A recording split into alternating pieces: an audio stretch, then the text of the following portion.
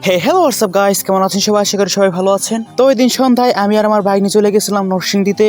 কি কাজে জানি পেট ফুড শেষ হয়ে গেছিল আই থিঙ্ক, এই কারণে জমি গেছিলাম। তো যাই হোক, এভরিথিং ইজ গুড। নরসিংদী গেছি, তাও আমার বাইক নিয়ে রইলো। এখন যদি কিছু না খাই তাহলে ভাই বিশাল ধরনের একটা পাপ হয়ে যাবো।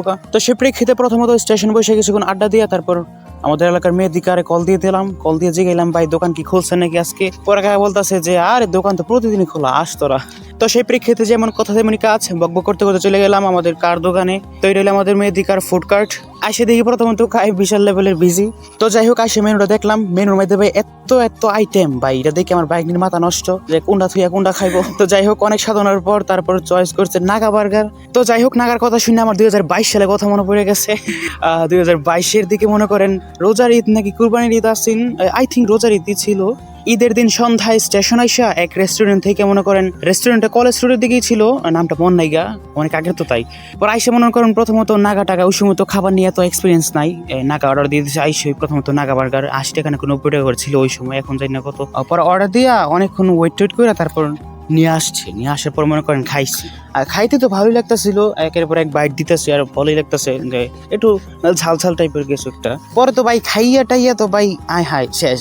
আমি আসলাম বাগ নিয়ে আসি না, টাকা রাজা নিয়ে আসি মন নাইয়া, খাইটা তো মনে করেন শেষ। একটার মাথা দিয়ে আগুন বার হইতেছে। পরে 1 ঘন্টা মনে হাট ফিলে পড়ে আসলাম এনই। তো এটাই নাগার কাহিনী, কখনো ভুলার মতো না, তাই মনে পড়ে গেছে আজকে। তো যাই হোক, এটা বাদ দিলাম। পরে অর্ডার দেওয়ার পর তো মেয়েদিকা বানানো শুরু করছে।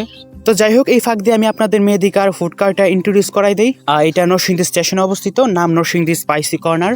মেয়েদিকার অনেক বছরের এক্সপিরিয়েন্স আছে, সেই প্রেক্ষিতে খাবার হয় এক একটা জোস কোয়ালিটির আর জোস লেভেলের স্বাদের। মনে করেন খাইলে তারপর বুঝতে পারবেন, এটা বলে বোঝানো সম্ভব না। তো যাই হোক, এখানে খাবারের মান ও স্বাদ এক কথায় দুর্দান্ত, আর প্রাইসও খুব রিজনেবল। মনে করেন সব জায়গা থেকে একটু হলেও কম পাইবেন এখানে। অ্যান্ড এখানে হাইজিন মেনটেন করা, প্রতিটা খাবার মেক করা হয়, সেই প্রেক্ষিতে আপনাদের অসুস্থ হওয়ার কোনো চিন্তা নাই। তো যাই হোক, এটা লোকেশনটা হলো নরসিংদী স্টেশন, হলিডে রেস্টুরেন্টের ডান পাশের প্রথম কার্ডটাই। অ্যান্ড ওভারব্রিজ থেকেও স্পষ্ট দেখা যায় ফুড কার্টটা। তো যাই হোক, আসবেন আপনারা, খাবার খাইলে তারপর বুঝতে পারবেন আমার কথার মানে। তো যাই হোক, এখানে মোট 44টার মতো আইটেম আছে, ভাই বলে তো শেষ করা যাবো না, এত নামও জানি না, আমি কইতে পারতাম না, আপনারা দেখে নেন, এই যে মেনু কার্ড। তো যাই হোক, আপনারা আসবেন, বসবেন, খাইবেন, তারপর বুঝতে পারবেন আমার কথাগুলোর মানে। এত কিছু বোঝানো সম্ভব না কথার মাধ্যমে। আর বকবক করতে করতে আমাদের বার্গারটা মেক হয়ে গেছে। প্রথম তো আইসা একটু সন্ধ্যা আসছিল, মনে করেন একটু খালি আসছিল। এখন ভাই দেখি কাস্টমার ভরে গেছে গা। তো বাগনির হাতে ফোনটা দিয়ে প্রথমত ট্রাই করলাম। আর খাবার কথা তো আপনাদের আগেই বলে দিচ্ছি, এটা কিছু বলার নাই, জোস হয়। তারপরও রিয়াকশনটা দিতে পারলাম না ভালো করে, মনে করেন একটু কাস্টমারের চাপ ছিল বেশি। তো এটাই অনেক বকবক করছি, কাজটা শেষ, খাওয়া দাওয়া শেষ। সোনার বাংলাদেশ, জয় বাংলা, শেখ হাসিনা হাসবে বাংলা, সরি কি কই না কই, আউযুবিল্লাহি মিনাশ শাইতানির রাজিম। তো আজকের ব্লগটা এখানে শেষ।